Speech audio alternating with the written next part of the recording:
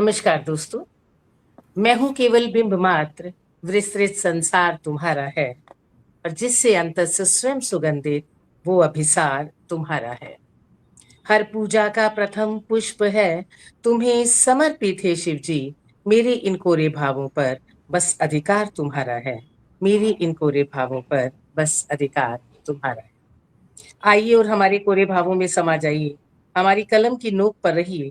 हमारी जीवा में बसिए। हमारे जहन में बसिए कि हम जो भी कहें, हम जो भी लिखें, हम जो भी बोले, वो देश हित में हो, लोक हित में हो, समाज हित में हो, दिलों से निकले और दिलों तक पहुंचे। आज हम आपके बीच में एक शख्स नहीं, एक शख्सियत के साथ उपस्थित हैं। एक जाना पहचाना नाम, एक बहुत ही मशहूर चेहरा, एक बहुत ही प्रिय चेहरा आप सभी के समक्ष है। मैं थोड़ा सा उनके बारे में आप सभी को बताना चाहूंगी। वैसे तो आप सभी इनको बहुत अच्छे से जानते हैं। आप इनके, ये वो ब्रांड है जिनका नाम लेना ही मुझे लगता है अपने आप में बहुत हो जाता है। सर, आपको मैं पहले तो सादर नमस्कार करती हूँ और बहुत बहुत शुक्रिया करती हूँ कि आपने हमारे इस पेज पर आने का, हमारे इस निमंत्रण को स्वीकार किया है। सभी जानते हैं 18 मार्च को आपका जन्म हुआ है।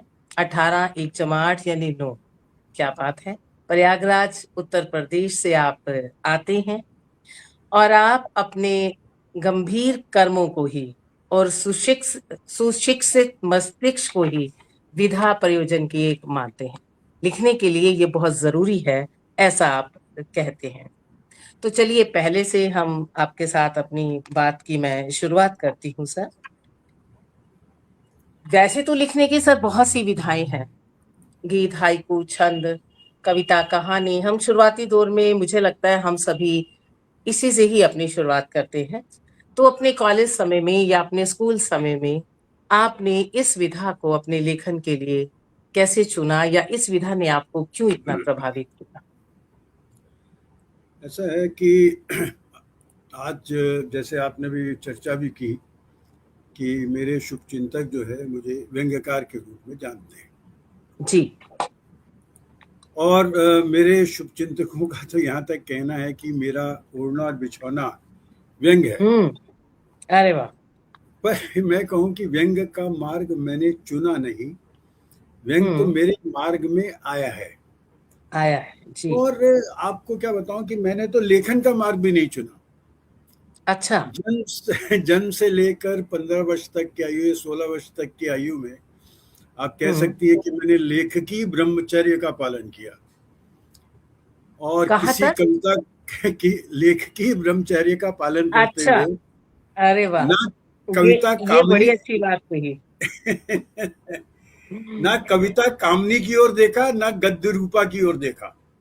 अच्छा। मेरे लेखन की अगर मैं कहूँ पगडंडी, तो मैं ये हम्म। मानता हूँ कि मैं एक पगडंडी जो आरंभ होती है, क्योंकि हमारे जीवन में मेरा मानना ये है कि हमारे जीवन की अनेक पगडंडियां जगह जगह जाती हैं। उनका अलग है कि जो राजमार्ग पे चलते हैं तो उनकी कोई पगडंडी नहीं होती। जी। तो मेरे जीवन की पगडंडी आरंभ होती है 1963 में। अच्छा। और जब मुझे मेरे पिताजी, मेरा जन्म इलाहाबाद का है, तो वहाँ से हम लोग आए थे, तो 7 वर्ष हो गए थे। और हम लोग जो है दक्षिण दिल्ली की एक कर्मचारियों की कॉलोनी थी, जो सरकारी कर्मचारियों की, उसके सेक्टर 1 में रहते थे। और ये बात होगी, मैं बता रहा हूँ, 1963 की। पिताजी सरकारी नौकरी में थे। और सामने ही बाद में मुझे पता चला कि सेक्टर 4 में रघुवीर सहाय वो वहाँ रहते थे। तब तक मेरा लेखन से कोई लेना देना नहीं था। तो 1963 से 1966 के बीच में वहाँ रामकृष्णपुरम जो है, उसका सेक्टर 3 का स्कूल जो है, उसकी 9वीं कक्षा में पढ़ता था और विज्ञान का छात्र था। अब ये देखिए, और विज्ञान का छात्र होते हुए जो है, मैं उन दिनों ज़्यादा करने को कुछ होता नहीं था भी। आज तक के तो आज आप हालात देखें कि बच्चे कई बार 12वीं परीक्षा की कम तैयारी करते हैं, एंट्रेंस की ज़्यादा करते हैं। राइट। तो हाँ, तो आज उस समय जो है मतलब मुझे गणित अच्छा लगता था। और अगर मतलब बाद में थोड़ा विस्तार से बताऊंगा कि कैसे मैं इसमें आया, किस तरह से मैंने साइंस लिया। पर क्या था कि 9वीं 10वीं 11वीं में विज्ञान था मेरे पास, क्योंकि उस समय 8वीं में अगर आपके अच्छे नंबर आ जाएं तो माना जाता था कि आपको विज्ञान ही लेना चाहिए, और मुझे मैथ्स बहुत अच्छा लगता था। और इसी मैथ्स अच्छे लगने के कारण ही जो है मैंने बताऊं कि सोनिया जी कि मैंने अपने जीवन के कई समीकरण हल किए हैं, क्योंकि पीछे एक मैथ्स का जो है मेरे पास पृष्ठभूमि थी। तो अच्छा। उन दिनों जैसे मैंने कहा करने को कुछ होता नहीं था, 11वीं की परीक्षा दे चुके थे। मेरा एक दोस्त था जो मुझसे साथी था, तो वो उसने उसको थोड़ी सी रुचि थी, उसका नाम था अखिलेश श्रीवास्तव, लिखने में। तो एक दिन लाया, अच्छा। कहता मैं कहानी वो कुछ लिख रहा था। मैंने कहा किस चीज की तैयारी, एग्जाम तो खत्म हो गए? कहता कुछ नहीं, कहानी लिख रहा हम्म। हूं। मैंने कहा मैं हम्म। भी लिखता हूँ। तो उसने हम्म। कहानी लिखी, फिर मैंने एक कहानी लिखी। फिर क्या हुआ कि संयोग से उन दिनों हम जो अखबार लेते तो उसमें कहा कि एक पत्रिका खिलते फूल निकलने वाली है, तो हम्म। उसके लिए हम लोगों ने कहानी भेज दी। और मुझे जहाँ तक याद है अच्छा। कि वो उसके संपादक जो है परामर्शदाता शेर आजादी थे शायद। जी। तो वो कहानी जो है इधर हमने लिखी, तो वो कहानी जो है वो 1966 में छप के आई। तब तक मैंने अच्छा। अपने पास में ही कॉलेज था, मोतीलाल नेहरू का कॉलेज कहते थे, बाद में वो हस्तिनापुर कॉलेज के नाम से जाना गया। तो उसमें हम्म। मैंने मैथ्स ऑनर्स में प्रवेश ले लिया था।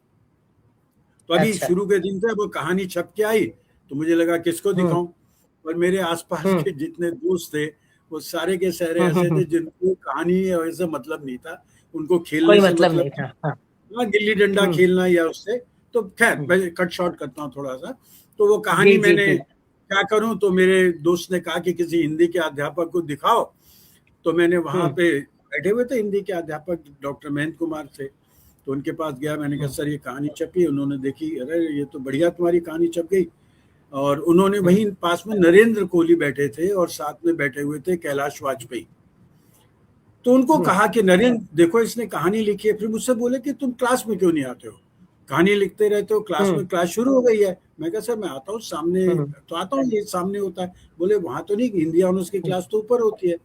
तो मैंने कहा सर मैं मैथ्स ऑनर्स में हूँ। तो खैर उन्होंने मुझे बदला फिर सब करके कि तुम मैथ्स की जगह हिंदी ऑनर्स ले लो, क्योंकि हिंदी ऑनर्स में अच्छे बच्चे अच्छा। मिलते नहीं है, नंबर अच्छे। तो मैंने खैर वो ले लिया। और वहां से मेरी लेखन यात्रा जो है वो आरंभ हुई। नरेंद्र कोहली ने मुझे ज्ञान दिया, और कैलाश वाजपेयी ने, उन्होंने जो है मुझे कविता का ज्ञान दिया। और उनकी कविता उन अच्छा। दिनों मुझे बड़ी अच्छी लगती थी कि मैंने पाला एक बिल्ली का बच्चा जिसका नाम रखा अच्छा। कुत्ता।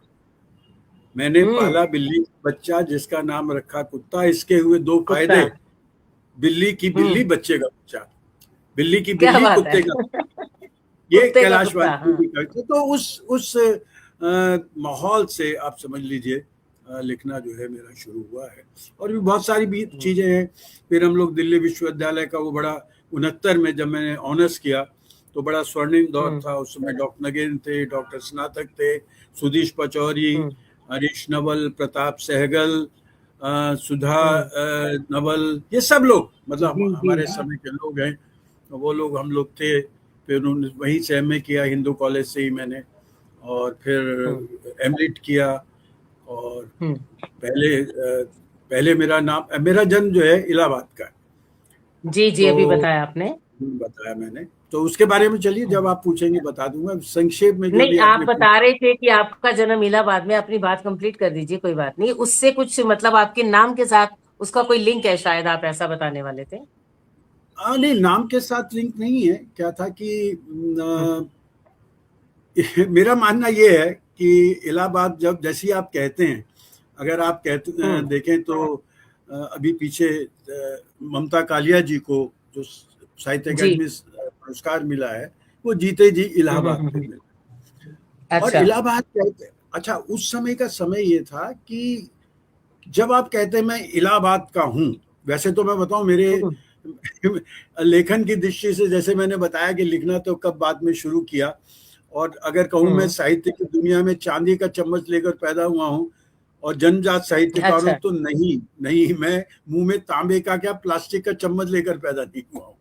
ये बड़ी पर बात है। पर क्या है कि जन्म जब अगर इलाहाबाद, मेरा मतलब आप समझ लीजिए मेरे जन्म में ना कोई साहित्यिक परिवार में, ना मैं साहित्यिक परिवार से हूँ, ना ही बचपन में मेरे आसपास कोई छोटा बड़ा साहित्यकार रहता था। उस समय मुझे मतलब बचपन के जो शौक होते हैं, गिल्ली डंडा खेलना, हम्म, बिल्लियों के बच्चों से हम्म, खेलना, उससे फुर्सत नहीं थी। हम्म, और मेरे पिता, मेरे परदादा जो है वो शाजी हुआ करते थे, मतलब पैसे का व्यापार अच्छा, करते थे, पैसा बहुत होता था। अब आप देखिए कि अच्छा, वे उस समय हुक्के पे 5 रुपए का नोट डालकर हम्म, जो है उसको पिया करते थे। अब जिन्हें पांच अच्छा, रुपए के नोट की, वो 115 वर्ष क्या, पूर्व देख लीजिए, तो हम्म, जब जिन्हें 5 रुपए वाले नोट की कद्र नहीं थी, अरे वो कागज और हम्म, शब्दों की क्या कद्र कद्र क्या करते थे। कदर करनी है। लिखने बिकने राइट। का कुछ नहीं था। पर ये लिखना हम्म, जो है, मैंने बताया बाद में शुरू हुआ। पर एक बात बताऊं, पर ये था कि मेरे पिताजी जो है वो थोड़ा लिखा करते थे और सोचते उर्दू में थे, लिखते हम्म, उर्दू में लिखते थे और सरकंडे की कलम से कागजों पे लिखा करते थे हम्म, हम्म, उस समय। और मेरा हम्म, जन्म जब वहां पर हुआ तो उस समय निराला, महादेवी, फादर कामिल बुल्के, सब लोग वहां पर थे। हम्म, तो मेरा जन्म हुआ तो वहां पे त्रिवेणी पे मेरे पिताजी ले गए। तो वहां पे हम्म, पंडित जी से कहा उनका जो है आप नाम रखें, तो उसने तुला राशि का मेरा नाम रखा त्रिवेणी प्रसाद। अच्छा, तो, तो फिर खैर हम तीन भाई, पिताजी आदर्श सोच के थे, तो उन्होंने कहा हम्म, नहीं, हम्म, तीनों भाइयों के नाम बाद में उन्होंने बदले और ये किया हम्म, कि उन्होंने प्रेम, सत्य और शांति, ये नाम उन्होंने रखा, प्रेम हम्म। प्रकाश रखा। बहुत अच्छे आप सभी के नाम थे। और जैसा कि आपने कहा है कि व्यंग जो है एक गंभीर कर्म है और जी सुशिक्षित लोगों का काम ही है व्यंग कहना। तो व्यंग ने जी आपको, आपने व्यंग को नहीं चुना क्योंकि आप गंभीर थे। आप साइंस विषय ले रखे थे, आपने आप मैथ से थे और आप लेखन में आना नहीं चाहते थे और आप सुशिक्षित भी थे। शायद इसलिए आपको व्यंग ने खुद ही चुन लिया। इस बारे में आप क्या कहेंगे सर? देखिए ऐसा है, अभी जो आपने कहा ना कि थोड़ा सा एक सवाल जो हम्म, आपके उससे मुझे आता है कि भाई आपने कहा कि आपने व्यंग को आप गंभीर नहीं मान रही, जबकि मेरा मानना यह है कि नहीं, व्यंग मैं तो जो है, मान रही हूँ, मैं इसीलिए कह रही हूँ कि आप इतने गंभीर थे कि व्यंग ने आपको जी चुना। ये व्यंग, अभी आपका तो ऑनर हो ही गया ना सर इसमें, और व्यंग का भी ऑनर है कि आप तक पहुंचा वो कैसे भी करके, क्योंकि उसे दिख गए थे वो बीज आप हाँ, में। जी जी जी हाँ, तो फिर मतलब आप जानना ये चाह रही हैं कि व्यंग आपके जीवन में आया कैसे, जी, ये कहना चाह रही है ना कि किस तरह से। तो मैंने अभी आपको जी, बताया जी, कि यही कहना चाह रही हूँ। हाँ हाँ, तो मैंने अभी आपको जैसे बताया कि वो वाला जो दौर है व्यंग्य का, जिस समय की हम्म, मैं बात कर रहा हूँ 69 का, क्या था कि मैंने अपना पढ़ते हुए मैंने प्रसाद स्पेशल लिया था और हम्म, प्रसाद मुझे बहुत पसंद थे। तो हम्म, उनका एक नाटक पढ़ा मैंने, जन्मेजय का नाग यज्ञ। अच्छा, उन दिनों अच्छा, नरेंद्र कोहली एक लेखक मंडल की गोष्ठी किया करते थे, हम लिखते थे, तो मेरा नाम प्रेम प्रकाश था, तो लगता था कि प्रेम प्रकाश नाम के उस समय एक पंजाबी लेखक भी होते थे, तो एक सामान्य सा नाम लगता था। हम्म, और उस समय आपको देखेंगे 1966 या 69 का दौर ऐसा है कि उपनाम रखने का भी है, अलग तरह के नाम रखने का भी जी, उस तरह का दौर था। तो उस समय मैंने फिर जो है अपना, ये मैं से प्रभावित था, जन्मेजय का नाग जैसा प्रसाद से बहुत प्रभावित था। तो इस कारण से मैंने अपना नाम वहां से लिया। पहले नाम बहुत बदले, जैसे कविता लिख रहा था तो प्रेम प्रकाश निर्मल रख लिया, कभी प्रेम प्रकाश शैल रख लिया, हम्म, हम्म, अंततः जो है ये नाम रखा। और उसका कारण क्या था कि हम्म, प्रसाद का एक नाटक और जो था, अगर आप कभी पढ़ें उसको, ध्रुव स्वामिनी, हम्म, वो नाटक जो है व्यंग नाटक है पूरी जी, तरह। और प्रसाद के उस नाटक को पढ़ा और हम्म, साथ में ही मैं भक्ति काल में कबीर को पढ़ रहा था। तो हम्म, कबीर जो है जी, वो मुझे विसंगतियों पर प्रहार करने वाले, क्या होता है कि आपकी हर लेखक की अपनी बेशक, जमीन होती है, हर एक आदमी का अपनी जमीन होती है, उसमें हाँ कौन जी, सा पौधा उगेगा, हर जमीन में हर पौधा नहीं उग सकता। हम्म, तो मेरे अंदर जो नहीं है उग पता नहीं सकता जी, क्या है कि जो, हाँ, तो सुने जी क्या है कि जैसे हमारी माँ ने सीधा हमें शुरू से आरंभ से कहा, पिता ने भी कहा कि जो गलत है उसको गलत कहने का हम्म, साहस रखो। आराम से जी। कहो, लड़ना नहीं है, गलत हम्म। कहने का साथ। हम्म। तो ये हमारे अंदर था। और इसीलिए जो गलत कहता था, जैसे कबीर, हम्म। जैसे प्रसाद के नाटक में जो मैं बता रहा हूँ, ध्रुव स्वामिनी अपने पति तक को नपुंसक बोल रही है भरे दरबार में, जी और जी उससे जी समझ जी सकती जी। है कि क्या ये हमारा आपका जो प्रशासन, जो आपका राज्य क्या है, स्त्रियों के बलिदान से ही बदला है क्या? और फिर वो उसको भी कहती है चंद्रगुप्त को, रामगुप्त को इंगित करके, तो एक यही नपुंसक तो नहीं है, किस किस को बाहर निकालोगे, मतलब इस तरह की चीजें। हम्म। तो हम्म। और प्रशासन वो कबीर जी का माला फेरत जुग भया, फिरा नमन हाँ, का फेर, ये है कबीर ना? का तो आपने हम्म। देखिए शुरू से ही, जब हमने उनकी हम्म। साखियां पढ़नी शुरू की, जब कबीर जी की दर्द देखा, कितनी, सबसे मुझे पसंद जो है निर्भीकता। जी मैं तो जी कहता हूँ कि जो अगर व्यंग का मूल स्वर क्या है, व्यंग का मूल स्वर है विरोध। जी। और कोई भी चीज, मतलब अगर आपके, जरूरी नहीं व्यंग के लिए, कोई भी ऐसा हम्म। समय हो जब आप जो है विरोध का समय हो, विसंगतियां हों, जब आपके हम्म। मन में उपज आओ कि भैया ये समय जो है वो गलत है, तो अगर आप हम्म। विरोध करते हैं तो अब आपके अंदर एक साहस आता है। नहीं तो हाँ जी। मैं मानता हूं कि विरोध विसंगत समय में, मैं कई जगह कहा है, विरोध विसंगत समय में व्यक्ति को नपुंसक होने से बचाता है। आपको बचाता लगता है है। कि मैं कुछ, मुझे लगता है कि कुछ है। तो मैंने ये चीज उसमें देखी कबीर में। और हम्म। कबीर में आप ये देखिए कि कबीर, सब ऐसा नहीं है कि किसी से डर के उसका विरोध नहीं कर रहे, हम्म। वो दोनों का विरोध कर रहे हैं। वो ये भी कह रहे हैं, काकर पाथर जोड़ी के मस्जिद लई बनाए, ताचड़ी मुल्ला हाँ, बांग दे बहरा हुआ खुदाए, और बेशक। पाथर पूजे हरि पूज मिले तो मैं पूजू पहाड़। भले तो मैं पूजू पहाड़, हाँ, घर की चाकी कोई ताकि ना ये पूछे, चाकी खाए पिए भली। संसार। और इसी तरह से तू जो ब्राह्मण ब्राह्मणी का जाया, और द्वारते क्यों ना आए। तो ये सारे ही कबीर, कमाल है, हाँ। ये तो मतलब कबीर का वो चीज मुझे लगा, कि मुझे लगा कि मेरी जमीन ये है। और इस हम्म। कारण से जो मैं धीरे धीरे व्यंग की तरफ कबीर के कारण मुड़ा। पर उसके हम्म। बाद जब लेखन मेरा शुरू हुआ, तो मैंने लिखना जो शुरू हुआ, जो चीज आपको अच्छी लगती है आप उसी हिसाब से चलते हैं। और आपको हाँ जी। बताऊं, 1969 का वह समय, जब मैं शिशु, मतलब एक शिशु की हम्म। तरह घुटने घुटने साहित्य में चल रहा था, चल उस रही। समय परसाई कबीर की राह में थे। हम्म। और परसाई अच्छा। व्यंग को लॉकडाउन से मुक्त करा रहे थे, क्योंकि व्यंग को समझ लिया जाता, जैसे मैंने अभी आपसे शुरू में कहा भी, कि हम्म। जो है ये मान लिया जाता है कि हाथ से है। और हम्म। व्यंग को शूद्र से ब्राह्मण का दर्जा दिलाने में सृजन दत्त थे। हम्म। उन्होंने कबीर की तरह व्यंग का मुराड़ा लिया हुआ था, और गद्य की हम्म। विधाओं का घर जला रहे थे, और आह्वान कर हम्म। रहे थे कि जिससे गद्य की परंपरागत विधाएं, उनसे हटना हम्म। है, उनसे हम्म। चलकर व्यंग के रास्ते पे चलना है, वो उनके समय आ जाए, उनके साथ आ जाए। और आप अगर आपने धर्मयुग का वो समय देखा हो, कि हम्म। जिस समय, ये समय जो मैं बता रहा हूँ, उस समय परसाई, शरद जोशी, रविन्द्रनाथ त्यागी, इनकी त्रयी जो है वो हम्म। विद्यमान थी।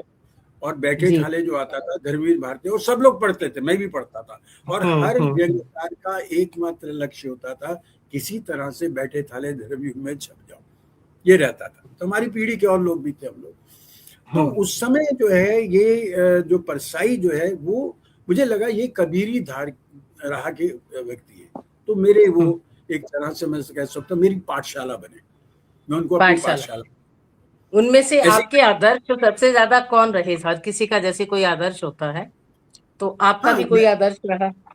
मैंने बताया ना कि मेरे यही अलग तीनों। अलग मेरी अलग अलग पाठशालाएं हैं। जी एक पाठशाला जो है वो है कबीर की पाठशाला, जो शुरू होती है, जी। उसमें पहले बिल्कुल। भारतेंदु को भी पढ़ा, फिर सारी चीजों को, हम्म। प्रसाद को पढ़ा, ये लोग थे सारे, मतलब जो हम्म। जिनको मैंने देखा नहीं, ठीक है ना, हम्म। कबीर को मैंने देखा नहीं, हम्म। प्रसाद को हम्म। देखा नहीं, ये वो लोग बने। उसके बाद दूसरी पाठशाला वो बने जिनको मैंने देखा, जैसे नरेंद्र हम्म। कोहली, जी जैसे जैसे क्या कहते हैं, कैलाश वाजपेयी। जी। फिर उसके बाद जब मैं विश्वविद्यालय गया, वहां डॉक्टर विजय हम्म। स्नातक, हम्म। वो गजब, मतलब मैं उनको मौखिक व्यंग का आचार्य कहता हूँ, इतना अच्छा। बढ़िया उनके। और हाँ, और मैंने जो अपना डिसर्टेशन लिखा, डॉक्टर नगेन देने को तैयार नहीं थे मेरे को विषय की प्रसाद के नाटकों में हाथ से व्यंग। वो कहते व्यंग प्रसाद में व्यंग हो ही नहीं सकता। पर बाद में जब चले गए और डॉक्टर स्नातक जो अध्यक्ष बने, तब मैंने उनसे कहा, तो उन्होंने मुझे डिसर्टेशन दिया केवल, बल्कि बाद में जब किताब छपी उसमें उन्होंने भूमिका लिखी उपेक्षित प्रसाद करके। तो वहां से मुझे, तो वहां उस समय सुधीश पचौरी भी थे, उस समय मैंने बताया कि हरीश नवल मेरे साथ थे, उस समय जो बहुत सारे लोग, दिव्यक रमेश, हम लोग, दिव्यक है, प्रताप सहगल है, प्रताप सहगल से तो खैर बाद में बातचीत हुई। और उस समय पढ़ाने वालों में जो बाद में मतलब मेरे साथ बाद में भी रहे, रामदर्श मिश्र जी। मैंने पीछे एक व्यंग संस्मरण लिखा है, वो है दिल्ली विश्वविद्यालय का स्मृति राग, एक किताब है जिसमें मैंने सबको याद किया, डॉक्टर नगेन को, डॉक्टर विजय स्नातक को, रामदर्श मिश्र को, विश्वनाथ त्रिपाठी को, कमल किशोर गोयनका, ये सारे लोग, और अपने साथ के लोगों को याद अच्छी बात है।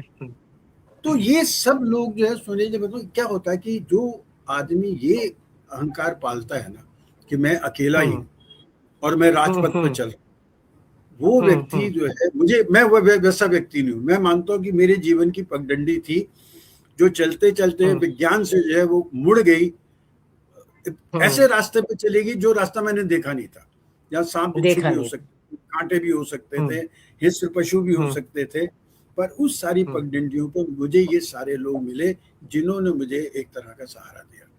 तो ये मैं इनको मान के चलता हूँ। तो ये मेरी मतलब, मैंने कभी ये नहीं मानता हूँ, जैसे व्यंग यात्रा के लिए भी लोग कहते हैं कि आप बड़ा काम करते हैं, मैं नहीं करता हूँ। मैं तो अकेला चल रहा हूँ और ये लोग साथ साथ लोग जुड़ते चले जाते हैं। तो मैं मतलब उस मामले में लेकर चलता हूँ। जैसे आप हैं, अब आपको क्या है कि आप बड़े आराम से अकेले में लिख सकती, पर काहे लोगों को इतना सब लोगों को जोड़ती हैं, लोग जुड़े हैं एक। हमारे जीवन में क्या बताऊं सोनिया जी, संवाद जो है धीरे धीरे गायब होता जा रहा है। संवाद हमारे यहाँ गायब हो रहा है। आप देखिए हमारे यहाँ सारी समस्याएं जो विसंगतियां हैं, यही रोकूंगी सर थोड़ा सा। मैंने आपके कहीं पढ़ा है कि आप एक मोची का भी एग्जाम्पल देते हैं इसके लिए, जो आज ये संवाद जो गायब हो रहा है, इसके साथ साथ आप ये भी एक्सप्लेन करें मेरे श्रोताओं के लिए। हाँ, जो आप कह रही हैं, जिसके बारे में एक मैंने नाटक में भी उसका प्रयोग किया था, और फिर उसमें एक मेरी रचना थी तो उसमें भी उसका प्रयोग किया। तो उसमें क्या है कि मूलतः एक व्यक्ति जो है, उसमें आखिर में मैंने लिखा था, मूलतः क्या एक व्यक्ति जो है वो गुड़गांव जैसी जगह मान लीजिए, वहां पर उसके पिता, उसका बेटा उसको बुलाता है कि आप आइए यहाँ रहिए। वो अपना कस्बे से आता है वहां पे, पर वहां आता है सारे के सारे हाई राइजर। तो वो उसको समझ नहीं आता, पड़ोस वाला कहता मैं पड़ोस से भाई, कहता बिल्कुल बात मत करना, हम जानते ही नहीं वो है कौन।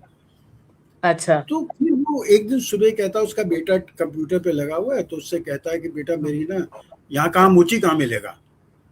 तो पूछता क्यों, कहते मेरी चप्पल टूट गई है, इसको ठीक कराना है। तो वो बच्चा फिर उस पर लग जाता है, कहते हैं तू सुनता नहीं है, अपना इतना काम जरूरी है, पिता की बात नहीं सुन रहा। कहते मैं आपका ही काम कर रहा हूँ, मैं ऑनलाइन आपके लिए चप्पल जो है ऑर्डर कर रहा हूँ। वो कहता है जब मुझे वो चप्पल ठीक करवा सकता हूँ, मोची कर सकता है, तो नई चप्पल क्यों खरीदूं। ये उसका दृष्टिकोण। और यहाँ दृष्टिकोण ये है कि फटाफट काम करो। खैर, तो वो बच्चा करके वो चला जाता, उसके बावजूद भी वो बाहर निकलता है कि जाता है कि भाई चलूं। तो रास्ते में ढूंढता है वो, भाई इतनी हाई वीरान, कोई देखता है, कोई बात करने वाला नहीं है उससे, तो किससे पूछूं। तो इतनी देर में वो देखता है कि लड़की जो है वो खड़ी हुई है, उसके पास जाता है, बेटी बेटी मोची कहाँ मिलेगा। तो सुनती नहीं है, तो पता नहीं क्या नहीं सुन रही है। तो उसको थोड़ा सा ऐसे हाथ लगा देता है, तो उसने कान में वो एयर प्लग ठूसे हुए, तो सुने कैसे, ये हमारा समय है, हम दूसरे को सुनना नहीं चाहते। तो वो जैसे ही लगाती है तो वो एकदम यूं झूठती है और कहते यू स्काउंडल बूढ़ा, तू मुझे छेड़ता है। मतलब उस तरह से उतनी देर में दो मन चले भी आ जाते। होता है ना कि चल बहती गंगा में हम भी हाथ धो लें, तो उसकी हाथ धो लें। हाँ। पर उतनी देर में उसका एक दोस्त, वो भी अपने बेटे के आता, मिल जाता, बचाता उसको। क्या तो कहता है तू क्यों आया था, यहाँ क्या कर रहा था। कहते मोची, चल मैं मोची ले जाता हूँ तेरे पास। तो मोची के पास चला जाता है, वहां जाके तो मोची बैठा हुआ अकेला। तो कहता कि भैया ये गांठोगे क्या। कहता मैं बैठा किस लिए हूँ, सुबह से मक्खियां मार रहा हूँ, तो आप जो है ये काम तो ही कर रहा हूँ मैं। तो कहता है कि हम्म। तो उसका दूसरा वो कहता है कि तू ये काम छोड़ क्यों नहीं देता जब ग्राहक नहीं आता है। कहता पिता हम्म। कह गए थे कि मेरे काम को छोड़ना मत। और कहता है कि अच्छा। तू कहता है मैं मक्खियां मार रहा हूँ, वो देखो सब। वो कहता है पर दुकान सामने वाले की बहुत चल रही है। कहता है वो इसलिए चल रही है कि वो गुटखा बेचता है। हम्म। तो वो कहता है गुटखा तो बैन है। कहता है वो दिख रहा है ना पुलिस वाला, हाँ। वो गुटखा खरीद रहा है। हम्म। तो फिर उसके बाद आखिर जो है हम्म। उसका ये है कि वो उसको कहता है कि तू मेरी चप्पल गांठ। फिर वो कहता है कि हमारी जिंदगी से जिस दिन मोची गायब हो जाएगा, अर्थात संबंध गांठने वाले गायब हो हम्म। जाएंगे, ये पीढ़ी अगर गाय। चली जाएगी तो वो जी। एक जो हमारे जीवन में संवादहीनता आ जाएगी, और संवादहीनता बढ़ रही है। बिल्कुल। और ये कर्तव्य जो है, कर्तव्य कहता हूँ मैं उसको, दायित्व तो कहता हूँ कि ये पुरानी पीढ़ी का है हम्म। कि उस संवादहीनता को खत्म ना होने दे, संवादहीनता को खत्म कर दे, हम्म। और संवाद को कभी समाप्त ना हम्म। होने दे। अपने बच्चों से संवाद हम्म। करे, क्योंकि हमारे यहाँ यही है कि बच्चा अगर मान लो आ गया तो आप अपना काम ले, तो अपना काम कर, ये ले मोबाइल है इसके साथ खेल, वो नशा तो सभी हम ही अपना दे रहे अपना। हैं। तो ये हम मेरा दे हम ही संवाद दे रहे हैं। कि मेरे हिसाब से इसीलिए जो आप कर रही हैं, लोग जुड़ रहे हैं, जितने भी जुड़ हम्म। रहे हैं, तो उसमें जो संवाद जो है हम लोगों के बीच में वो बहुत महत्वपूर्ण है। इसीलिए मैं आप जैसे लोगों के साथ जुड़ जाता हूँ, क्योंकि जितना हम लोगों जी। से जुड़ेंगे, अपने विचारों हम्म। को बांटेंगे, विचारों को बांटे, मतलब जी। ये अगर आप मान लेते हैं विचारों को नहीं बांटते तो आप अहंकार पालते हैं कि मैं जो कह रहा हूँ वही सही है, वही बिल्कुल सत्य है। बिल्कुल। तो हम्म। जब हम विचारों को बांटते हैं, एक दूसरे की सुनते हैं, संवाद करते हैं, तो वो बहुत हम्म। बड़ी आवश्यकता है। तो ये हम्म। हमें लगातार हमारे जीवन में, हमारी जो संगोष्ठियां होती हैं, एक दूसरे ने जो कहा उसको हम हम्म। सुनते हैं, ये विचार, ये वस्तुता वही है कि भाई हम विचारों को अपने जो है एक दूसरे से साझा कर रहे हैं। तो मैं साझा इनको भी कर रहे मानता हैं। हूँ, व्हाट्सएप को, या आजकल तो व्हाट्सएप हमारा डाकिया है, डाक लेके आ जाता है सुबह सुबह। फेसबुक है, ये सारे के सारे वही हैं, संवादों को एक दूसरे से बांटने के लिए। जी। तो इसीलिए हम इसका नाम बातचीत रखते हैं, ताकि हम बातों को पहुंचा सके सब तक। और आप जैसे व्यक्तित्व से बातचीत करना हमें तो गौरवान्वित करता ही है। साथ ही साथ ऐसी बहुत सी बातें निकल के आती हैं जो हमारे दैनिक जीवन में भी, हमारी गृहस्थी में, हमारे काम में, हमारी जिंदगी में भी हमारे बहुत काम आती हैं। जैसे बातों बातों में ये आज बात चली संबंध गांठने की, या बातचीत करने की, या संवाद खत्म ना होने की। ये बहुत बड़ी बात है जो हमारी जिंदगी से आजकल गायब हो रही है सर। बहुत से लोग हमारे साथ जुड़े हुए हैं। मैं आप सभी का एक बार नाम लेना चाहूंगी, शुक्रिया करना चाहूंगी। वैसे तो मंजुला जी लगातार सभी का शुक्रिया कर रही हैं। संवाद करने का समय नहीं है किसी के पास, इसीलिए मैं जानबूझकर अपने बच्चों से, सामने के लोगों से, रिश्तों से, सभी से संवाद बनाए रखने की कोशिश करती हूँ। बिल्कुल सही करते हैं आप। हरिशंकर परिसाई जी का भेड़िए व्यवस्था पर एक करारा व्यंग है। बिल्कुल। प्रदीप कुमार भटनागर जी भी बहुत ध्यान से आपको सुन रहे हैं। पिलकेंद्र अरोड़ा जी लगातार हमारे साथ जुड़े हुए हैं और बहुत अच्छे अच्छे कमेंट्स, टिप्पणियां मैं कहूंगी वो कर रहे हैं।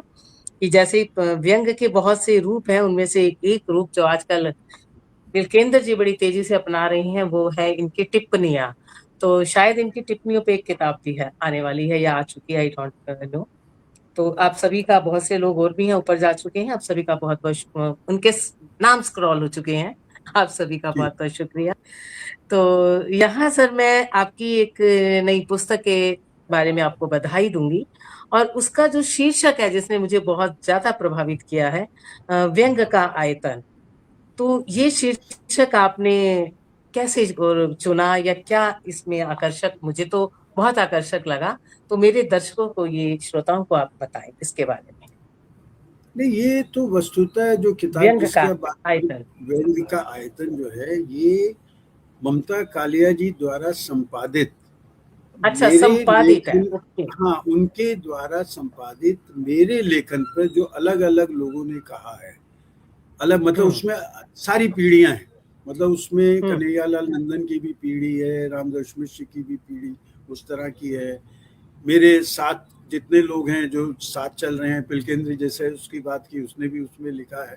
तो ये अलग मेरे हम्म। बाद की पीढ़ी। फिर मेरे लेखन के जो विभिन्न पक्ष हैं, जैसे व्यंग भी है, हम्म। जैसे मैंने कहानी, मेरा कहानी संकलन भी है, कविताएं भी लिखी हैं, बाल साहित्य भी लिखा है।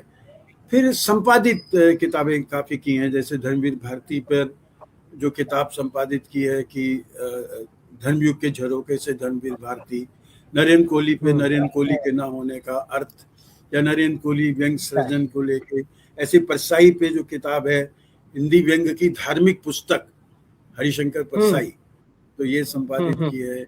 या इसी तरह से हिंदी व्यंग का नावक शरद जोशी, अच्छा। वो भी है। तो ये श्रीलाल शुक्ल पर जो संपादित, जो उनको बहुत ही अच्छी लगी थी, जिसको उन्होंने कहा था कि इस किताब ने प्रेम में मुझे रिबिल्ड किया है।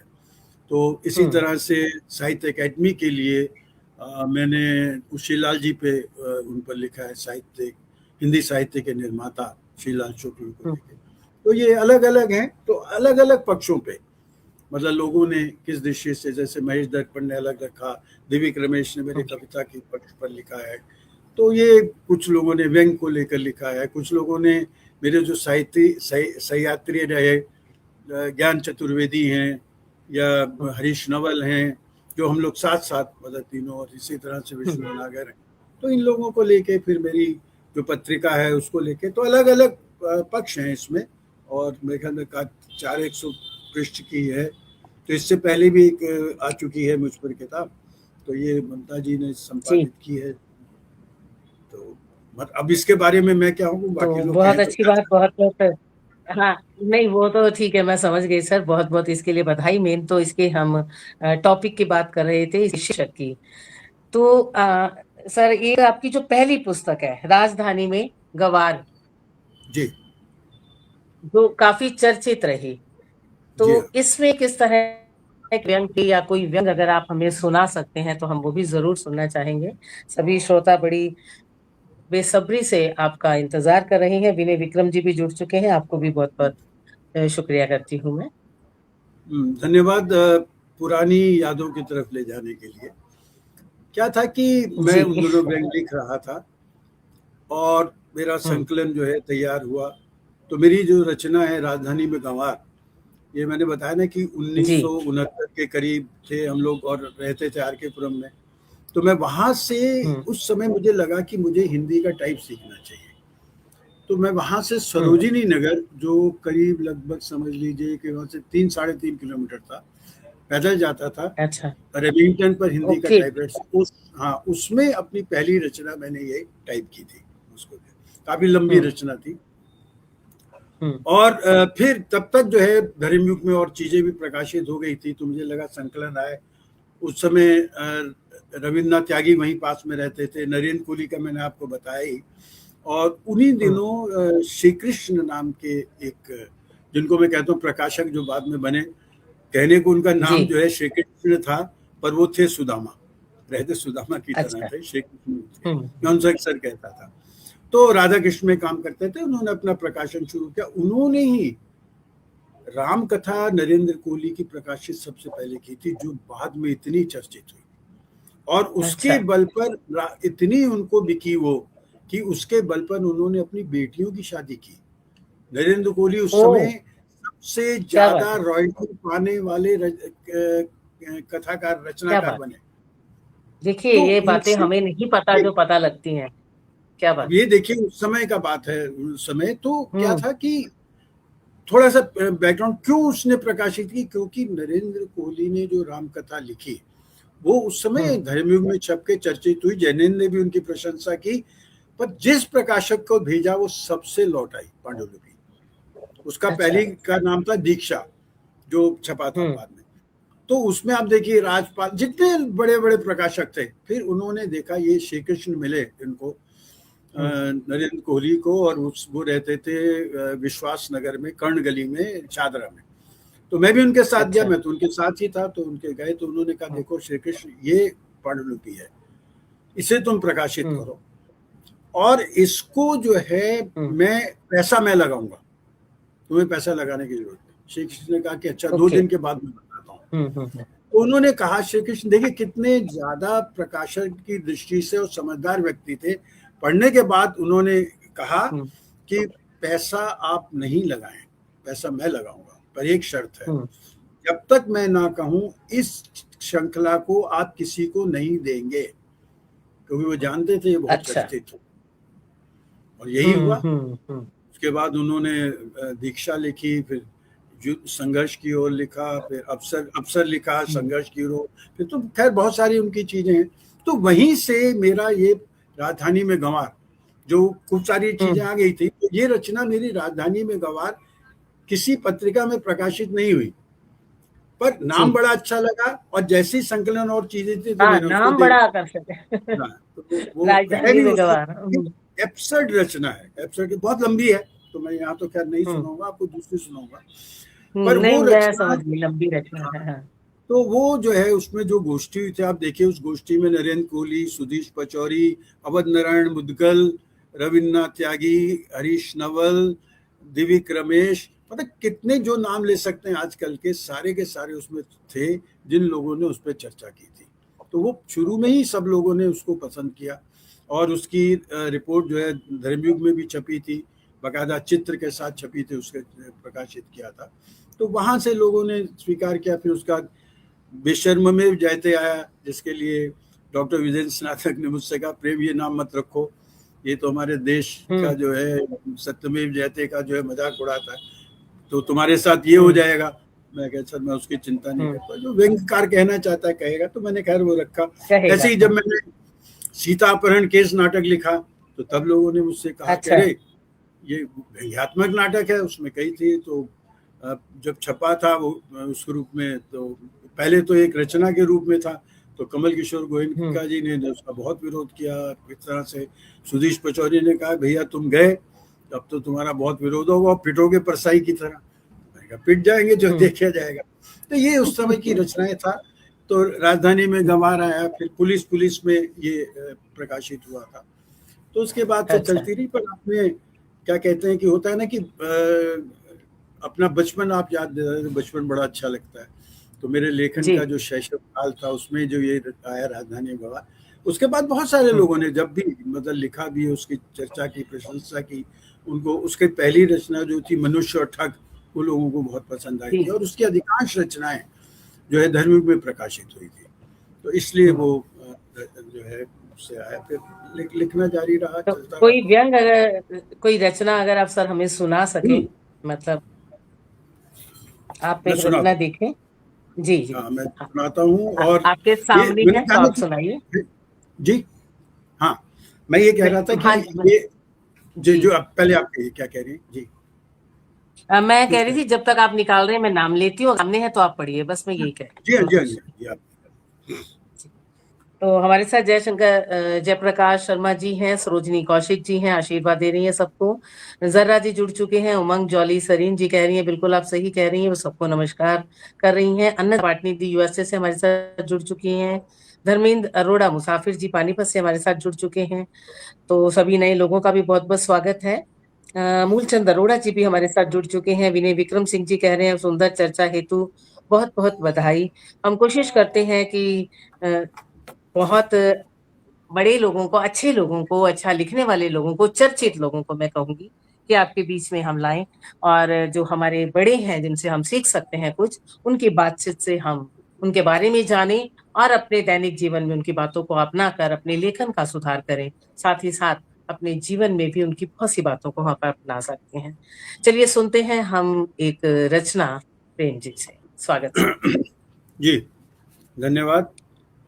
देखिए ये रचना मैं इसलिए भी सुना रहा हूँ कि हमारे यहाँ पे ज़्यादातर अगर आप देखें, चाहे परसाई शरद जोशी का व्यंग है या और सारी चीज़ें, तो ज़्यादातर व्यंग जो है हमारे यहाँ इंस्टेंट लिटरेचर के रूप में या व्यंग्यात्मक टिप्पणियों के रूप में आया, कि एक किसी व्यक्ति पर, मतलब वो जो, क्योंकि राजनीतिक बहुत ज़्यादा था, और तात्कालिक उस कारण से, मतलब जैसे आपने निजलिंगप्पा की बात कर ली, या और भी शरद जोशी, शरद या अंतुले आपने शब्द का प्रयोग। अब आप ये बताइए, आप अंतुले को इस समय जानती हैं, निजलिंगप्पा को जानती हैं, कौन और शरद जोशी जो किसान थे, ये शरद जोशी की रचना है। तो उस समय इसको मैं कहता हूँ जो व्यंग्यात्मक टिप्पणियां आप व्यक्ति पे कर रहे हैं, और वो व्यक्ति के साथ जैसे ही वो व्यक्ति साथ जुड़ती नहीं है तो वो रचना सफल। इसीलिए मेरा मानना है कि व्यंग जो है प्रवृत्ति पे होना चाहिए। व्यंग जो है उस तरह की जो प्रवृत्ति है, तो मैं सिर्फ कहता नहीं, लोग कई बार कहते हैं तुम कहते हो, कैसे उदाहरण सहित जो टाइप होता है ना वो समझाए। तो अभी पीछे मैंने जी जी एक व्यंग रचना लिखी है जो इसमें प्रकाशित हुई थी जागरण में, अभी पीछे होली जी। वाले पे। अब मैं उसका जब नाम लूंगा तो उससे आपको लगेगा कि भैया ये रचना तो तात्कालिक है। जैसे उसका नाम है जी। ट्रंप लाल की लीला। अच्छा ट्रंप ठीक है। लाल की लीला, ठीक है, आप ट्रम्प ट्रंप से लाल जोड़िए की लीला। लीला। हम्म। अब आप देखिए कि कैसे ये प्रवृत्ति पे जाता है। मतलब ये जी मत सोचिए जी। कि मैं, जैसे होता है ना क्लास में बहुत पढ़ा रहे बड़ी बात, होते हैं कि नहीं बिल्कुल अच्छी उल्टा बात है, करके। इसी में बात समझ में आ रही है। बहुत बहुत मजेदार। जी सर सुनाइए। अच्छा, इसमें एक मेरा पात्र आएगा राधे लाल, मतलब वो सब जगह आता है। अच्छा। मुझे लगता है कि हर रचना में कोई पात्र ढूंढूं, उसका नाम राम श्याम या रखो, एक पात्र रख लिया हम्म जो मेरी जो उद्देश्य है उसको लेके वो सामने चलता है, मतलब उस जी तरह जी का है। वो एक जी। मध्यम वर्गीय है, जिसके जैसे हम लोग मध्यम वर्गीय हैं उस तरह का है, जिसके हम्म। सामने विसंगतियां आती रहती हैं। जी चलिए सुनिए। जी सर। पता चला कि राधे लाल ने अपना नाम बदल लिया है। हम्म किसी ने कहा है कि नाम में क्या रखा है। मित्रों, कोई बुढ़ापे में नाम बदल ले तो बहुत कुछ रखा है, शक हम्म होता है। अब कोई अपना धार्मिक नाम छोड़ के, राधे लाल है उसका नाम, कोई अपना हम्म धार्मिक नाम छोड़कर लुच्चई नाम रख ले तो ज्यादा शक होता है। हम्म धर्मांतरण का मामला लगता है, हम्म दंगा तक हो सकता है। पता हम्म चला कि राधे लाल ने अपना नाम ट्रंप रख लिया है। अब हम्म मूर्खाधिराज की उपाधि तो होली में ली जाती है, पर उसने होली से हम्म पहले क्यों ले ली? हम्म मुझे लगता है उसने ली नहीं होगी, छीन ली हम्म होगी। हम्म। राधे लाल देने में विश्वास नहीं करता है, वह एक दे भी तो तीन वसूलने में विश्वास करता है। अच्छा। बहुत समय से वह मोहल्ले पर दबाव डाल रहा था कि मोहल्ला उसे मूर्खाधिराज की उपाधि से सुशोभित करे। अब आप इसको हम्म जोड़िए, हम्म कहाँ जुड़ा आपको मालूम है कि उससे जुड़ा है हम्म नोबेल प्राइज से। हम्म बहुत समय, हाँ, तो बहुत समय से वे मोहल्ले पर दबाव डाल रहा था कि मोहल्ला उसे मूर्खाधिराज की उपाधि से मूर्खा। सुशोभित करे। आज तक हम्म। उसका जीवन उपाधि शून्य है। संभव है उसे लगा होगा अच्छा। कि इस बार भी, हाँ, संभव है उसे लगा होगा कि मुझे इस बार भी ये लोग उपाधि नहीं देंगे, तो उसने अपने हम्म आप ले ली। वह हम्म नहीं चाहता कि उपाधि की इच्छा लेकर मरे और उसकी आत्मा भटकती रहे। हम्म मैं राधे लाल के घर गया। हम्म राधे लाल के यहाँ तीसरे विश्व युद्ध जैसा स्वर सुनाई दे रहा था। हम्म मैं तो अपने देश की तरह संत हूं, संतों को युद्ध से क्या काम। हम्म उल्टे पैर लौटने लगा तो देखा राधेलाल सीधे पैर घर से बाहर आ रहा है। उल्टे पैर हम्म लौटने लगा तो देखा कि राधेलाल सीधे पैर घर से बाहर आ रहा है। मुझे देखा तो बोला, तेरे घर आ रहा था। मैं हम्म इन सबकी रोज की किचकिच से तंग आ गया हूं इन हम्म सालों। अरे यार, भाषा तो ठीक रख, हम्म। किन सालों की किचकिच की बात कर रहा है? अरे अपनी नालायक औलाद की और किसकी? मैंने कहा वो तो अच्छा। तेरा बेटा है, तेरा साला थोड़ी है, तू उसको साला हम्म क्यों बोल रहा है? अरे यार, हम्म तुम सारे लैंग्वेज वाले भी ना बाल की खाल निकालते रहते हो, मतलब समझे, हम्म समझ आया था कि नहीं, या तुझे समझाऊं? हम्म मैंने कहा घर के मतलब घर के अंदर समझने चाहिए, अंदर चल। हम्म। मैं उसे लगभग ऐसे ही घसीट कर ले गया जैसे आंदोलन प्रिय देश सेवकों को पुलिस घसीटती है। घसीट मैं कर उसे ले घर जाते। मैं उसे घर के अंदर ले गया। घर उसका था, हम्म पर पानी मैंने उसको पिलाया।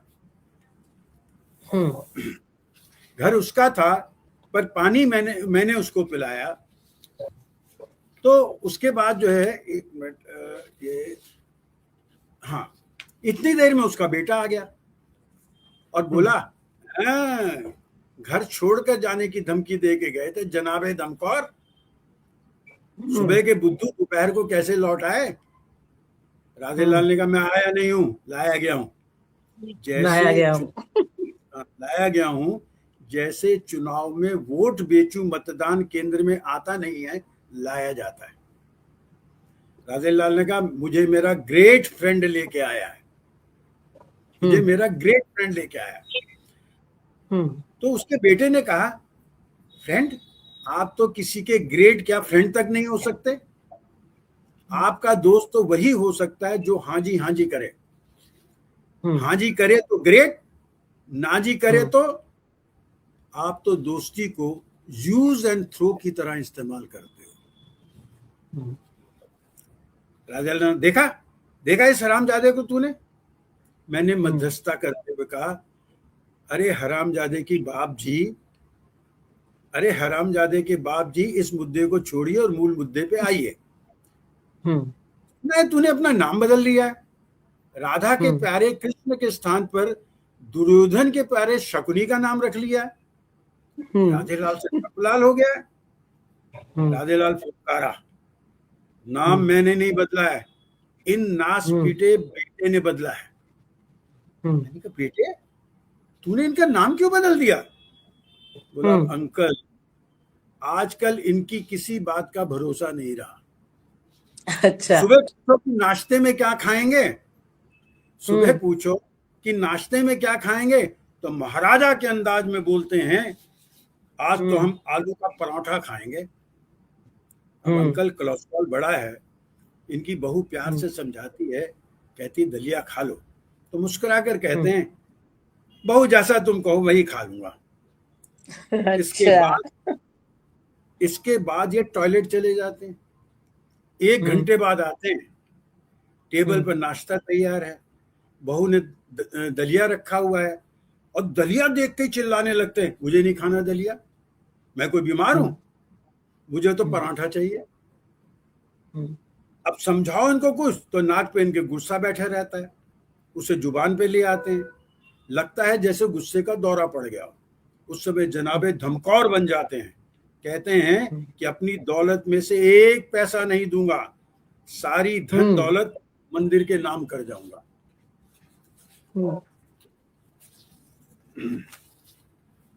मैंने कहा अरे यार, ये तो ऐसी गुस्से में कह देता होगा, तुम्हारे अलावा इसका और कौन है। मंदिर को कोई 5-10 हजार का दान देता है, लाखों का दान थोड़ी देता है। अब इन्हें कोई चुनाव थोड़ी लगना है जो मंदिर को लाखों का दान दे। उसका बेटा बोला अंकल, इनका कोई भरोसा नहीं है, टॉयलेट जाते हैं तो दानवीर कर्ण होते हैं, और वहां से लौटते हैं तो कंजूसी राम हो जाते हैं। इनका आदर्श वाक्य है बेशर्ममेव जयते। अपनी बात से पूछने में इन्हें शर्म नहीं आती है। राधेलाल ने गुस्से से कहा शर्म तो तुम लोगों को नहीं आती, बाप से कैसे बात करते, ये तो मुझे कब का बाहर निकाल देते अगर ये मकान मेरे नाम ना होता, गांव की जमीन ना होती, लाखों का बैंक बैलेंस ना होता, मार्केट में दुकान ना होती, मैं अमीर ना होता। क्या बात करते हो पापा, पूरा परिवार आपका ध्यान रखता है, बेटे ने कहा। खाक रखते हो, कब से मेरा लंगोटिया यार आया है, तुमने चाय तक नहीं पूछी। तुम्हारे ससुराल से कोई आया होता तो अब तक पकवानों से मेज सज जाती। घर मेरे नाम ना होता तो किसी सीनियर सिटीजन होम में पड़ा होता। मैंने विश्व शांति के प्रयासों में भारत की भूमिका निभाते हुए कहा चल चाय मैं पिलाता हूं, समोसा भी खिलाऊंगा। वो बोला राधेलाल बोला ठीक है यार, यहाँ की चाय से तो जहर पीना अच्छा है, अच्छा मैं टॉयलेट होकर आता हूं। मैंने कहा तब तो चाय गई और डिनर करना पड़ेगा। 1 घंटे से पहले तू अपने चिंतन शिविर से निकलेगा नहीं। नहीं 5 मिनट में आ रहा हूं। इधर वो गया, उधर बेटे ने मोर्चा संभाला, बोला अंकल क्या बताऊं, जब भी ये टॉयलेट जाते हैं पूरा परिवार ईश्वर से प्रार्थना में लग जाता है, इनकी कब्ज दूर करना है प्रभु, निकलते ही ना जाने कौन सा आदेश जारी कर दें। अंकल जानते हैं पहले छुटकू के लिए पिचकारी रंग आदि ले आए, फिर सुबह टॉयलेट से निकलते ही बोले इस बार घर में कोई होली नहीं खेलेगा, कोई खेला तो ये अच्छा है। हम्म, मैंने कहा यार इसका क्या मतलब हुआ? अंकल, इनकी हम्म, किसी बात का कोई मतलब नहीं होता है।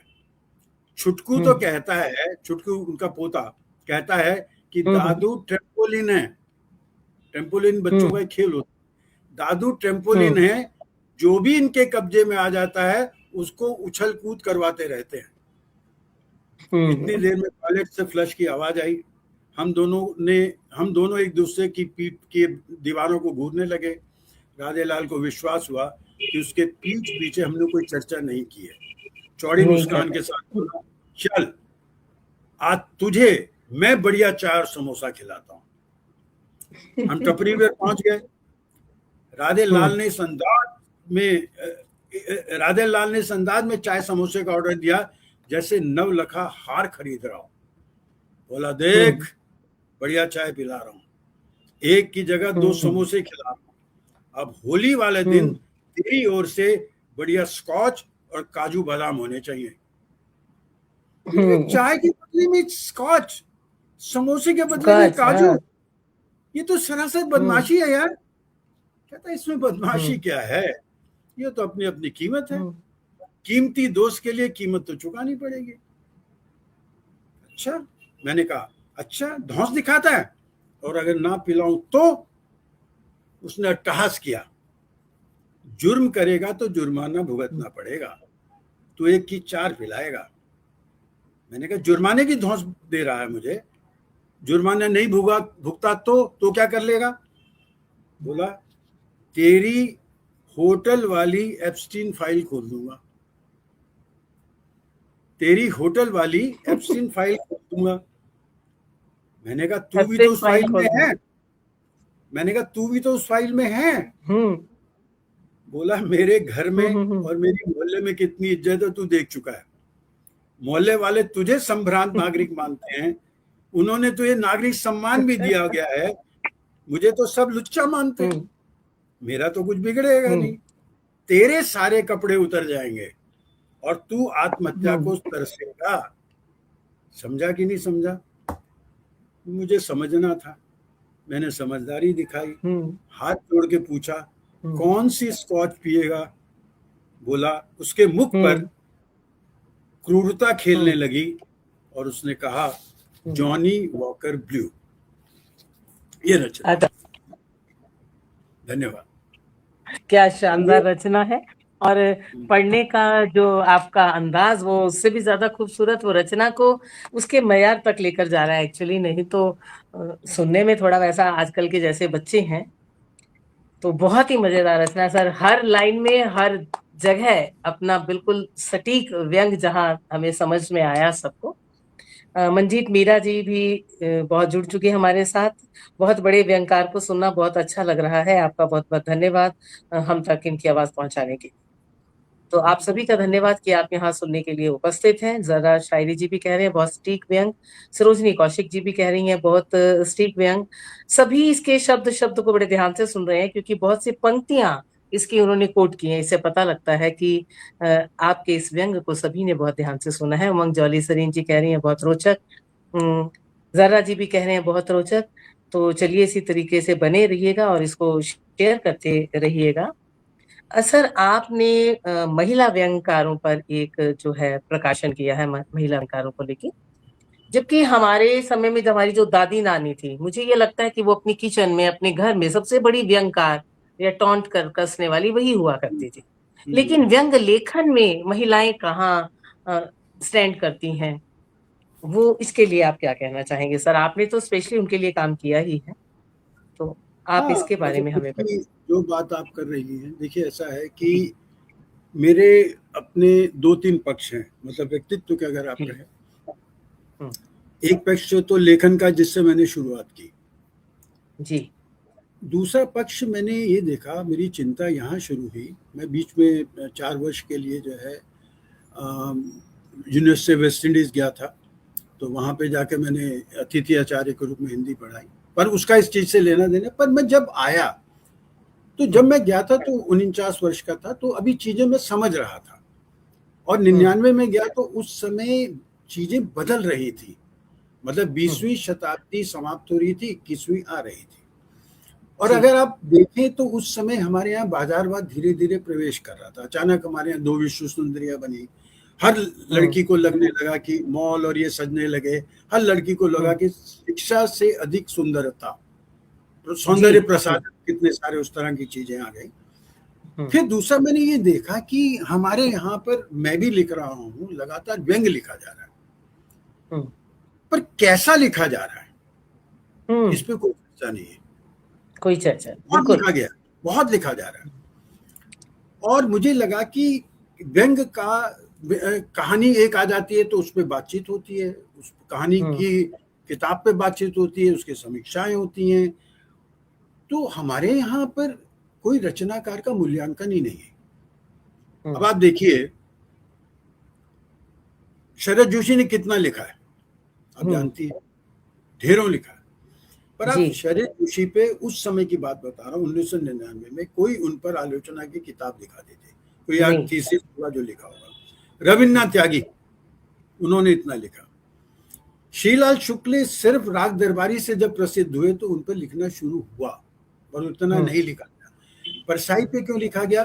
क्योंकि परसाई जो है उनके साथ प्रगतिशील खेमा था, जो वैचारिक था, जो विचार करता था, चीजों को लेता था, उन पे लिखा गया उस देश। तो मुझे लगा कि व्यंग जो है वो लिखा बहुत जा रहा है। आलोचना अगर नहीं होगी, आलोचना का मतलब क्या होता है कि अपने अंदर एक संपादक को बैठाना। जी हर लेखक के अंदर एक आलोचक होना चाहिए, हर लेखक के अंदर एक संपादक होना चाहिए।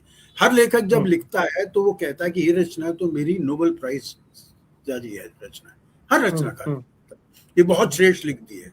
पर जैसे जैसे अब जब संपादक के पास भेजते हैं, जैसे ऐसे ही उसको थोड़ी देर बाद पढ़ते हैं तो आपको समझ आने लगता है कि यहाँ ये है, यहाँ ऐसा होना चाहिए था।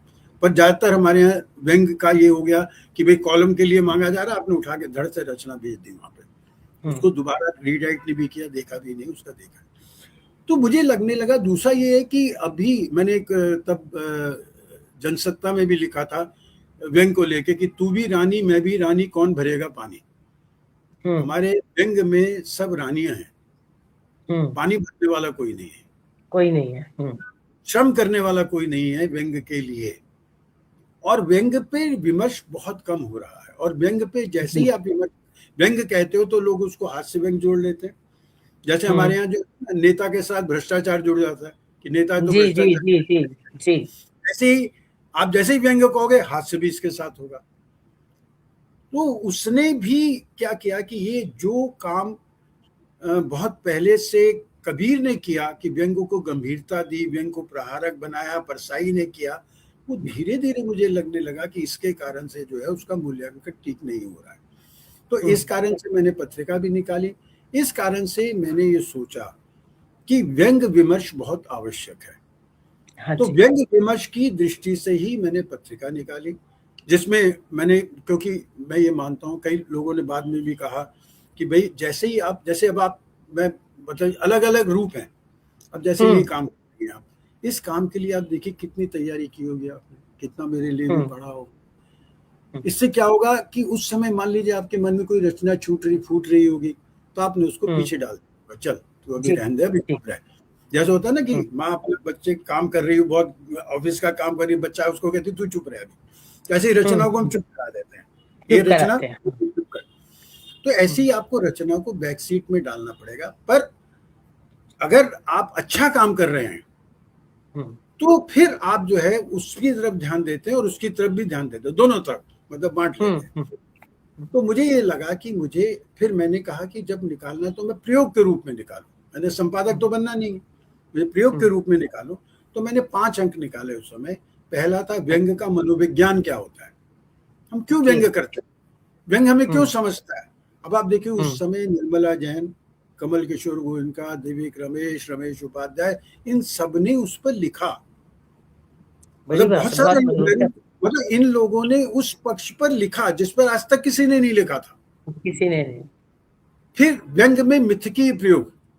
अब देखिए एक रचना को सामान्य जो है, अगर व्यक्ति रचना का, जैसे नरेंद्र कोहली है, उन्होंने राम कथा लिखी तो उन्होंने क्या किया, राम कथा की व्याख्या की अपनी दृष्टि से, ठीक है ना। वाल्मीकि ने राम कथा लिखी, तुलसीदास ने अपनी दृष्टि, अपने समाज से उसकी व्याख्या दी पात्र वो लेके, पर मिथक को तोड़ा नहीं उन्होंने।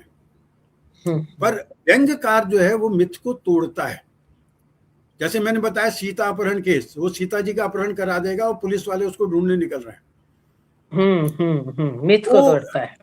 और परसाई की रचना है, हम बिहार में चुनाव लड़ रहे हैं, तो चुनाव में कृष्ण से चुनाव लड़वा देगा। तो ये मिथ अच्छा। को तोड़ना। जी क्या हुआ? अच्छा, मुझे लगा कुछ व्यवधान आ आपकी गया। आवाज चली गई थी तो हमें आ गए सर। आप सुन नहीं, हाँ कोई टेक्निकल प्रॉब्लम आ गई होगी, कोई बात नहीं, अब मैं सुन पा रही हूँ आ रही है? आपको। डॉक्टर रामकरण साहू जी भी जुड़े हैं, अति सुंदर और अति। हाँ जी सर, आ रही है बात। तो अब हम आगे बढ़ते हैं। वही बात आती है कि व्यंग की परिभाषा आपके शब्दों में सर मैं जरूर अपने श्रोताओं तक पहुंचाना चाहूंगी। व्यंग क्या है आपकी नजर में, आपकी भाषा में? देखिए, ऐसा है, 2-3 चीजें हैं व्यंग के बारे में, अगर 5 मिनट का समय हो तो। एक, जी जी। जैसे मैंने हास्य व्यंग की बात की है, व्यंग को मैं एक सुशिक्षित मस्तिष्क की विधा मानता हूँ। लर्नर्ड जो बेशक। जो है उसको व्यंग की समझ होनी आपके लिए बहुत। सुशिक्षित का मतलब ये नहीं है कि आप पीएचडी हो, कबीर तो पीएचडी नहीं राइट। थे।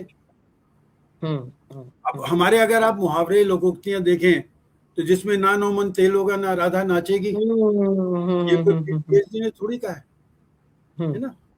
तो ये इस तरह की चीजें हमारे क्या है, पर व्यंग की समझ रखने वाला। और व्यंग की समझ कब आती है? जब आपको भाषा की ताकत का ज्ञान होता है, जब भाषा का अन्यार्थ आप समझते हैं। एक अभिधार्थ होता है, आप जानते हैं, एक अन्यार्थ समझते हैं। जब आप ये समझते हैं कि द्रौपदी ने ये जो कहा धृतराष्ट्र पुत्र दुर्योधन को, तो उसका मतलब ये नहीं था बताने कि ये सर ये धृतराष्ट्र का बेटा है। उसका मतलब ये कहना था अंधे की संतान अंधी। अंधा है तो उसका अर्थ वो था। ये मैं कई बार उदाहरण दिया है। तो ये जो है, ये व्यंग की ताकत सबसे, मैंने पीछे अभी 1.5 घंटे का व्याख्यान जो है अहमदाबाद विश्वविद्यालय में दिया था, वो व्यंग की भाषा को लेके था।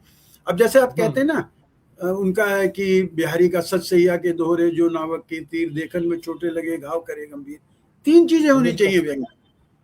सच सैया के दोहरे, जो नावक के तीर की तरह होने चाहिए। जैसे नावक का तीर हो तो 2 धारी।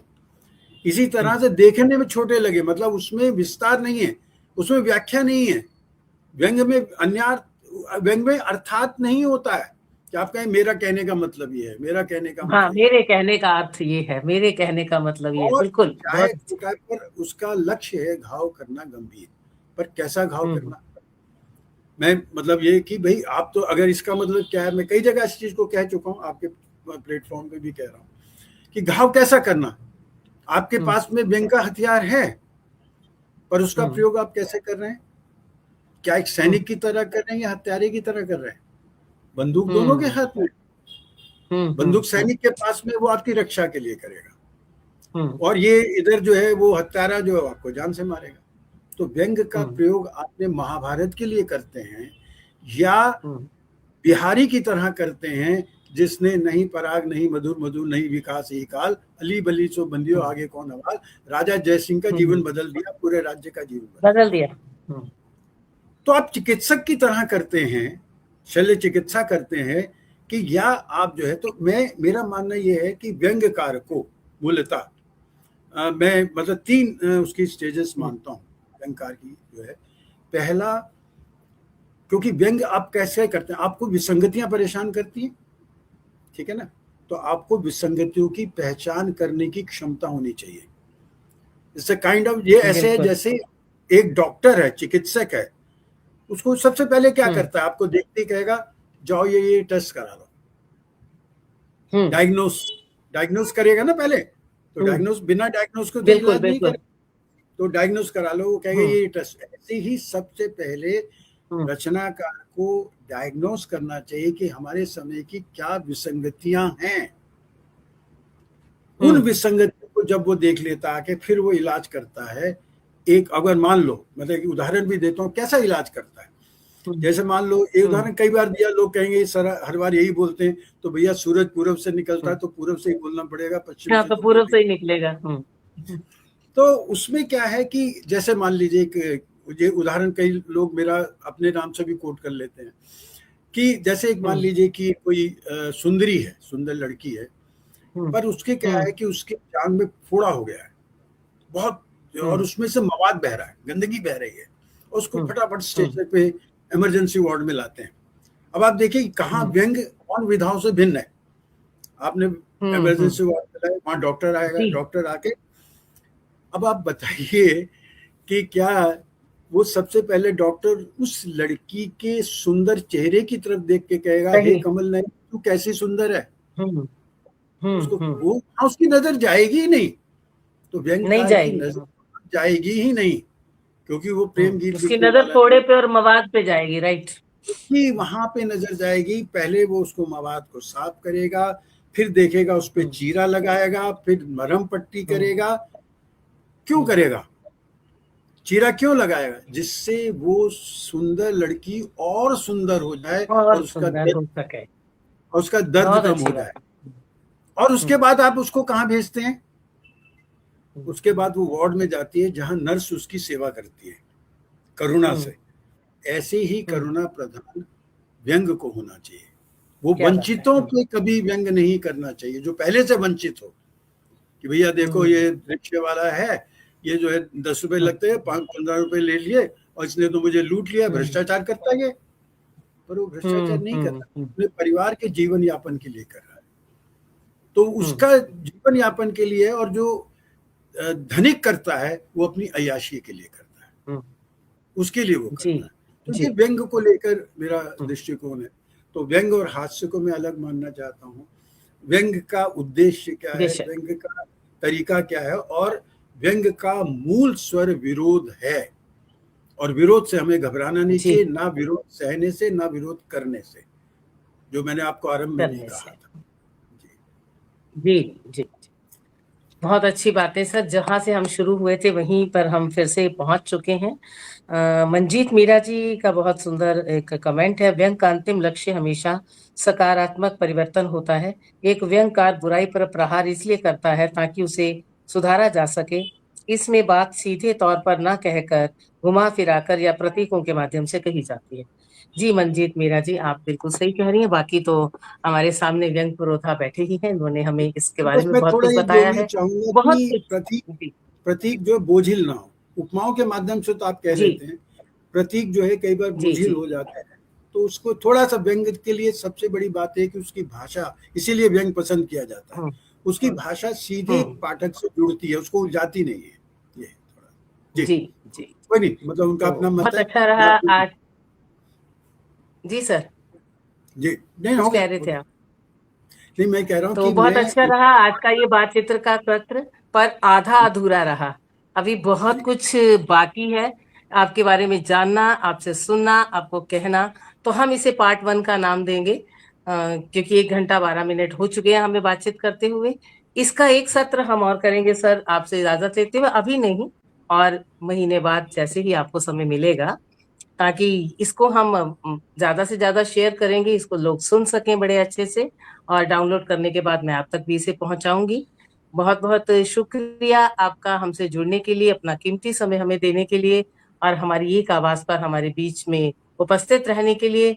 जाते जाते मैं आपके लिए यही कहूंगी कि सुरखरू होना तो मेरा आपने देखा ही है, काश मेरा खून पसीना एक होता देखते, काश मेरा खून पसीना एक होता मैं देखते। तो ये इसके सफर माध्यम से एक मिनट, मैं आपके माध्यम से जितने लोग जुड़े चिंतन की दृष्टि से, क्योंकि हमारे यहाँ की यही चिंतन, भीड़ नहीं, चिंतकों की कभी भीड़ नहीं होती है। चिंतक जो है वो अपनी बात को भीड़ तक ले जाते हैं, लोगों तक ले जाते हैं। तो जितने चिंतक यहाँ पर जुड़े हैं, उनसे मैं भी उनकी चीजें सुनकर समृद्ध हुआ है, और ये मैंने उनके साथ अपने विचार बांटे हैं। मुझे कहीं अहंकार नहीं है कि मैं जो कह रहा हूँ वही सत्य है। मेरे में भी विरोध और मेरे विसंगतियां होती है, और मैं सबसे पहले अपनी आलोचना को स्वीकार करने वाला हूँ कि मान सकता हूँ कि मैं गलत है। अगर आपको तो मैं, वो मुझे समृद्ध करेगा। मैं मतलब अगर परसाई को मैं जो को तो मान लेता तो उनके राजमार्ग पे चलता, तो उनसे भी हम्म। सीखा है, तो हम एक दूसरे से सीख रहे हैं। और आपका बहुत बहुत धन्यवाद कि आपने अपने लेखन का समय यहाँ दिया, और आप इसी तरह से हमारा जो साहित्य है उसको इसी प्रकार से समृद्ध करते रहें, और आपका श्रम सार्थक हो। हम जो श्रम करते हैं वो सार्थक होना चाहिए। बहुत शुक्रिया सर, धन्यवाद। बहुत शुक्रिया। और मुझे बहुत अच्छा लगता है, मुझे नहीं लगता कि मैंने अपने लेखन को कहीं छोड़ा है। आप जैसे लोगों के साथ बैठकर जो मैं सीखती हूँ, इनमें से पता नहीं कितने शब्द मेरे जहन में रात भर जो है कुलाचे मारेंगे, और वो किस तरह से अगला रूप लेंगे अपना कल। तो मैं अपने आप को समृद्ध कर रही हूँ, अपने आप को मथ रही हूँ आपके बीच में बैठकर, ये मेरा भी स्वार्थ है। तो आपका फिर से शुक्रिया, सभी जुड़ने और सुनने वालों का शुक्रिया। शुभ रात्रि, जय हिंद, जय भारत। फिर मिलते हैं।